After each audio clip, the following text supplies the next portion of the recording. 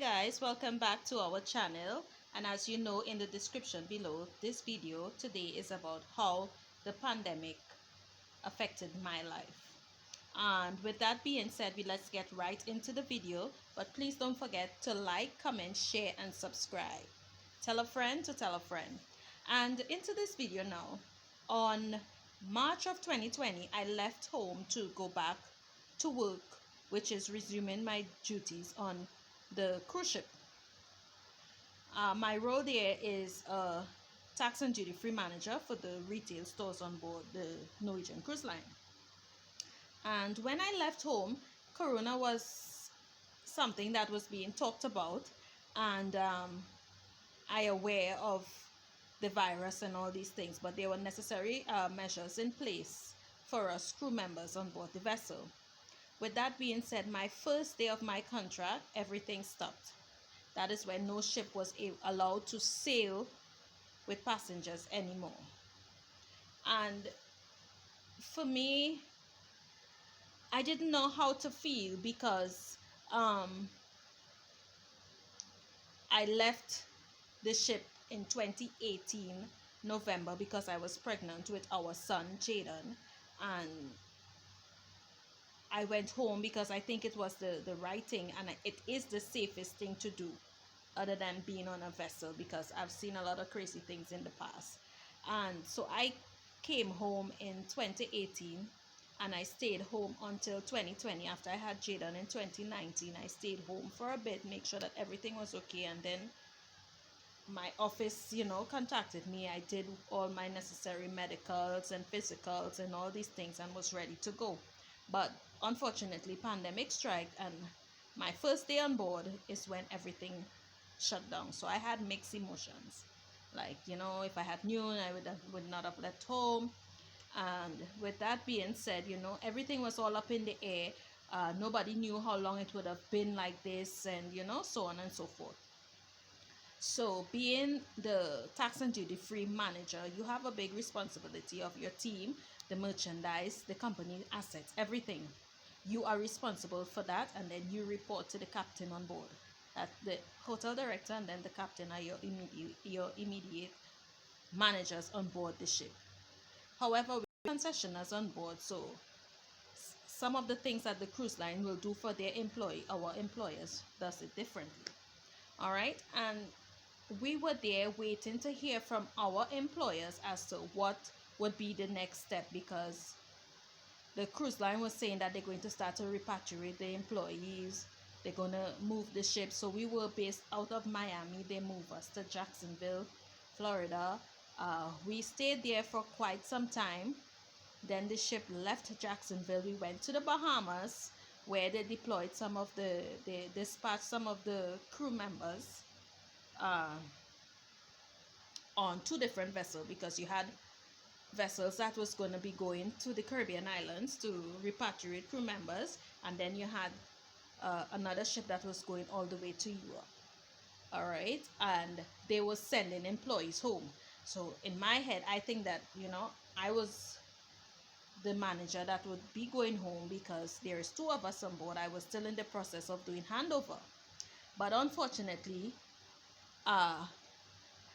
the staff left, and I was the only ones on my ship in charge of all the merchandise, and be it for the guests, the crew, because we have crew mats, we have crew shops, or whatever you want to call it. We have the guest shop, we have perfume store, liquor store, jewelry store, you name it, everything.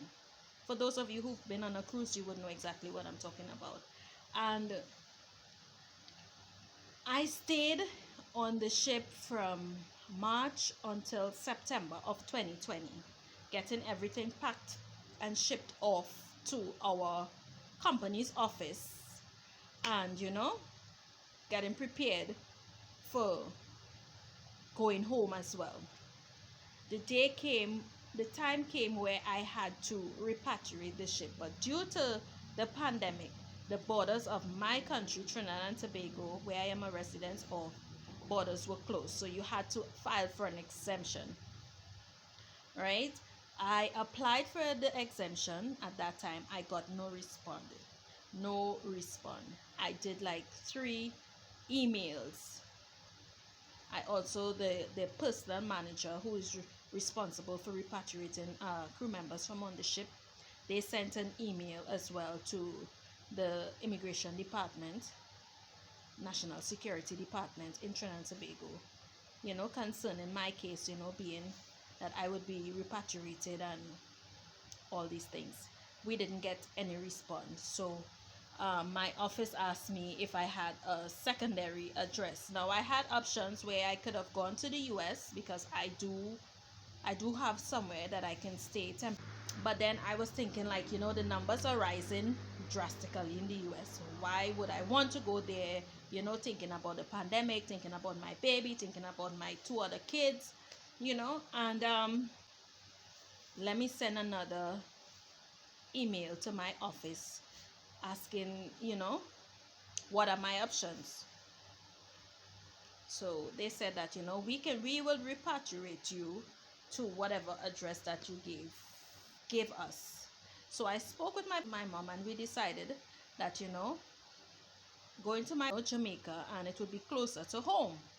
So I purchased my company purchased my ticket to Jamaica. Now at this time, this ship is in Curacao because once the crew members was repatriated onto the other vessels, the ship went back to Jacksonville to collect storings, and also for me to start packing up stuff and shipping it off to the office, all the valuables and all the merchandise that would not be expired within a certain amount of time. And after that was completed, the ship headed down to Curacao. And after being in Curacao for quite a few months, because we got in Curacao at the beginning of July, we stayed there until I disembarked and I left the ship. I disembarked in Curacao and the ship was still there. Let me tell you my experience in disembarking this cruise ship. It was the most scariest thing ever.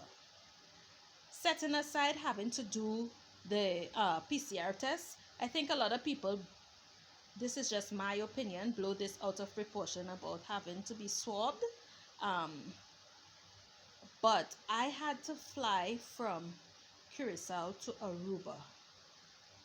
Now, for those of us in the Caribbean, the smallest plane that we have is a Liat plane, right? Or for those of who fly with Air Caribbean in the past to the small Caribbean islands.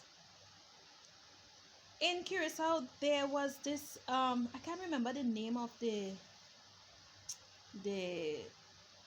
helicopter company, but it was a helicopter, it was not a plane, to say a regular size plane. This thing had 10 seats, and the pilot and the co-pilot, and it is so choked. It's just one little staircase with 3 flights of stairs to go up.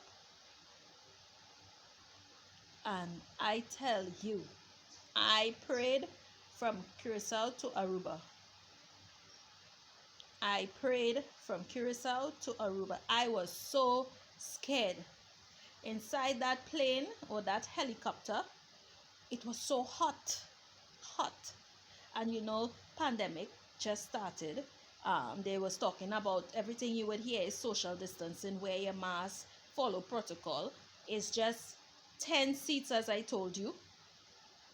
There was 5 rows, and it was just crazy. 5 rows, and it was 10 of us plus the captain and the co-pilot. Everybody was in there, and you would just choke up inside of there. And when the plane, the helicopter, whatever it is, took off, I feel like something dropped from in my stomach. I was sweating. I was so eager and anticipating for this flight to be over. And when I get off, I was just so happy to get off, and I didn't look back. And with that being said, you know, going through immigration in Aruba, going through US immigration in Aruba also, because my flight that I got from Aruba was to Miami, and I overnighted in Miami and I catch my flight the other way. But as you all would know, on cruise ships, depending on the company that you work for, they fit your expenses from home and from the vessel to home. So they put me up in a hotel um, for the night, and then I flew to Jamaica on the following day. And being in Jamaica, just me and God, because I've been here to Jamaica numerous times, but I don't have friends in Jamaica that lives close by. I have friends, but they are on the outside. And I came here hoping and thinking that, within that time my exemption would be approved, so I would be able to go home to my kids, which it didn't work out that way. I filed for exemption, I emailed, I follow up, no respond, no respond. I sent emails upon emails, no respond. And eventually I started to get insomnia. I couldn't sleep at night. I was so depressed. I was sad because I have 3 kids. My oldest is 18. He's a big boy. My daughter is 10, and the baby he was a year by that time. He was a year in June.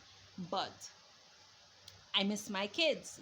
And, all I am thinking about is going home to them.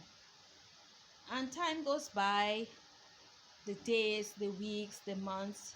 I would talk with my mother, my aunts. They would, they were very supportive, having the kids and checking up on me, and talking with my sister, my brother, my boy. And it was trying until eventually I couldn't sleep. I was just so sad. I was just crying all the time. I didn't know why I was crying, you know. And one day I decided that, I'm going to go to the doctor. And I did. I went to the doctor. And when I went to the doctor and I was explaining to him, how I feel, what is happening to me, I don't know why this is happening. He was told that, I was told that that is stages of depression. And he's going to give me some medication that, will help me to sleep, and I would be relaxed and I wouldn't be thinking too much. It will just have me calm. So I said, okay. And I took the prescription. I went to the pharmacy, and when I gave the prescription to the pharmacist, he was like, $6,300. In my mind, I was like, what the hell? So much of money? But this is 6,300 Jamaican dollars. So I bought it because, and then I came home, because this is the type of person that I am. And I went online and I started to Google, and I started to read about the side effects of this particular drug that this doctor prescribed for me. And then I seen all these things. Once you start this medication, you cannot just come off of it just like that, and all these things. I was like, but what madness is this? So I started to Google some more, and I know that I suffer from very bad allergies. And when my doctor prescribed for me one time, he prescribed Benadryl. I recognized that every time I took this thing, I used to be sleepy. So I was like, you know what? I am going to get some Benadryl. Guys, don't do as I do, please. Everybody is different. I bought some Benadryl, and I would take it at a certain time, and it would help me sleep. But in regards to that, and this approval of this exemption, I waited countlessly days and nights for this approval. Then I started to hear social media, people sending negative comments and feedback about, this individual have her kids and she's studying to, be all over the place, but nobody knew, you understand, because I wasn't putting anything out there, you understand, via WhatsApp or Facebook or Instagram or Snapchat or anything. I wasn't putting anything out there, so people were thinking that, she's off the ship and she's just exploring. And then early December, I decided that, you know what, I am waiting here all this time. I didn't want to go to the US, you know, because I was thinking that the numbers are rising and, you know, I might get stuck there, but I'm stuck here anyway because I cannot move. So we went to the States. We flew to Texas and we spent Christmas with my siblings, which is my mother and my brother and my sister. And they, as I said in a previous video, my family, they all live in the US. It's just me and my kids that are in Trinidad. And that was the first time that we all spent Christmas together from since I can recall, probably 2000 or 2000, yeah, 2000 or 1999, because my mother and my brother, they migrated to the US a long time ago, but my sister was still there with me, going to school and all these things, and then she migrated. um with that being said, during this pandemic, it's been very challenging, and it's been very hard for me after being in the US, spending Christmas with my siblings and enjoying the time. All I was thinking about is my kids. And don't forget, I left Trinidad in 2020 of March. We are now in July of 2021, and I am still not in Trinidad. Do the maths. It's been over 15 months or 16 months. I haven't seen my kids. Only on WhatsApp, video call, and it's really hard. And it's by the grace of God I am doing this, because then in January there was a new exemption process that the government of Trinidad and Tobago put into place, and I was one of those. The day it launched, the same day I applied for it, and to my great surprise, I am still waiting. No response. And then, you would talk to some friends, or you will talk to some people, and they would say, so when you're coming home? I am ready to come home, but I can't come if I don't get an exemption, because you need to show this once you go to the airport. And this has been this way until I anticipated the 17th of July. There was a press conference on they're going to be opening the borders, and all the protocols that they would be having into place. Now, whilst I were in the US, I went to Texas, as I mentioned, to spend Christmas with my mother and brother and sister and they. But my brother lives in Texas due to his job, but my mom and my sister, they lives in Florida. So after the whole Christmas holiday season and all these things, we flew back to Florida. So I've been there. My mom she's not that well, so I stayed with her a few months, because my sister, she's busy at work as well. And I stayed with her until Mother's Day, and then I left. I left back to Jamaica, because why? The borders of Trinidad and Tobago still was not open. Now, with that being said, the borders of Trinidad and Tobago open on the 17th of July, and there is some rules and regulations that is in place. But I honestly think that, being out of a job for so long, having your family to take care of, having to come home and stay at a state quarantine, because this is the procedures that they have in place, the state quarantine for a certain amount of time, which is 14 days, for this ridiculous amount of money. Because I was checking out one of the hotels and it's over $11,000 for 14 days, and that includes just breakfast only. Now, if I am to come to Trinidad at this given time, take my $11,000 that I don't have to just give away like that to pay for a hotel, what would be my position? Because the economy is still closed. So what would be my position if I come home and spend that $11,000 and I still have my kids to take care of, I still have my bills to pay? You know, this pandemic has opened my eyes to a lot of things. One, family first, and two, don't take things for granted. Yeah, and it's really, really, really heartbreaking for some of these people like myself who is out of their country, the country of birth, their country where they are a citizen, and they cannot go home because why? The country is open, one, but one, you can't get the vaccine. At the time when I was in Florida, I couldn't get the vaccine because I've gotten the vaccine at that given time. But now I heard that the vaccine, anyone can go to any one of these outlets and have the vaccine. So now I'm in Jamaica here.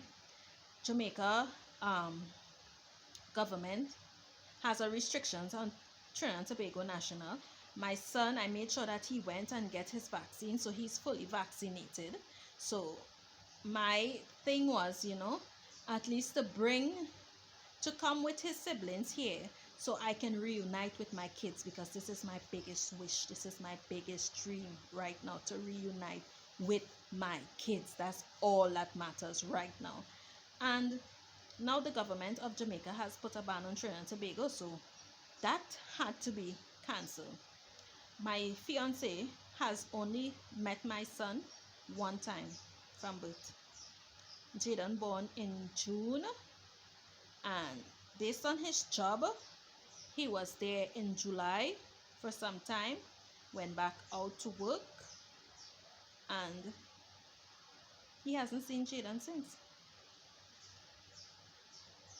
He hasn't seen Jaden since. So we try to communicate on, as much as we can all the time. He tries to make me feel as comfortable and as relaxed as possible. But this pandemic, I know somebody is out there that have a story that is worse than mine, because I can say thank you that I have a great support system that really, really, really look out for me, really have my back, and also keeping me in their prayers, because sometimes I feel like, I don't know how I'm going to do it. I don't know how I'm going to move forward. I don't know what is the next step. I don't know when I'm going to see my kids. I don't know. Everything is just, I don't know. And just, sitting down, thinking about it, and, cruise ship industry is opening back out now. Some of my colleagues, they told me that they're going back out on the ship to get prepared. They're flying to Europe, and all these things. And I am thinking to myself, since I left the ship, I haven't seen my kids. I haven't reunited with my kids.